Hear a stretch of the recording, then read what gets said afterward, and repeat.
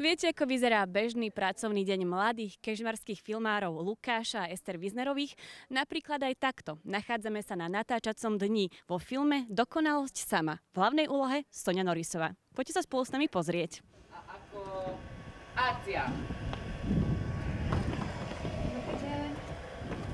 Vôbec, už nie, ty vieš, že je safe, je v poriadku, už ste pokecali, má pizzu, je všetko fajn. Prvotný námet prišiel práve zo sociálnych sietí, z rôznych aplikácií, ktoré používame dennodenne a často sa máme tendenciu porovnávať s inými ľuďmi.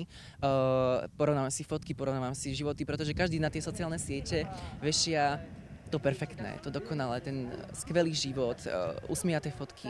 Ale všetci vieme, že to tak nie je, že to je vlastne iba jedna stránka celej tej mince a je to iba nejaký jeden pohľad na vec a že vlastne často sa nezdielame práve aj s tými emóciami, ktoré nás, alebo teda s emóciami, ktoré nás nejako trápia.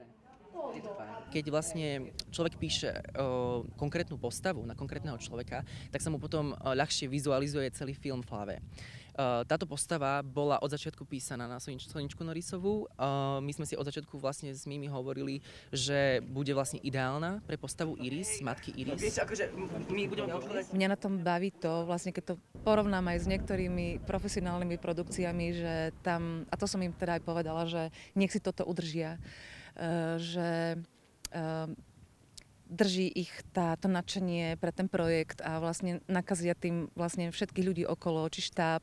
A že ja mám rada prácu, kde cítim zo všetkých zložiek, že všetci urobia prvé, posledné, len aby to bolo dobré. Že to nie je o tom, že tak poďme, koľko máme času, už poďme domov, už na čo, tak to spravíme, to je jedno. A že také tie kompromisy, že to sa mi na tom páči, ja mám takúto prácu rada. O aký žáner ide v Dokonalosť sama filme?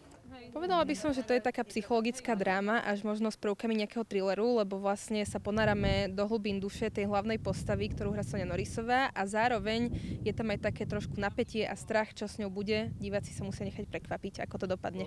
Až tá dokonalosť, tá ilúzia, ktorej žije, je iba ilúziou. Tak. A teraz sa vrátila ako keby do reálneho. Okrem Soni Norisovej hrá vo filme ešte aj Marko Igonda z tých známych hercov a potom vlastne, čo sa týka nejakých hercov tu na buď z Kežmarku alebo z východu celkovo, tak máme Luizu Šoltésovú, ktorá je z Kežmarku rodáčka. Stále som rád, že sa mi podarilo nejakým spôsobom ten rodný kraj, tú rodnú domovinu v podstate do tohto dielka dostať, pretože opäť sa vraciam k tomu, že na východnom Slovensku máme kopec krásnych miest, o ktorých ľudia vlastne nevedia a myslím si, že je to veľká príležitosť pre filmárov, aby tu vlastne prišli, aby tieto miesta videli, spoznali a aby sa začalo natáčať aj na východe. Po poslednom natáčacom dni putuje natočený materiál do Strižne, kde sa pracuje na následnej postprodukcii filmu. Na tento film sa môžu diváci tešiť na jar nasledujúceho roku. Premietať sa bude v kežmarskom kine Iskra, v Bratislave a v Prahe a film poputuje aj na rôzne svetové filmové festivaly.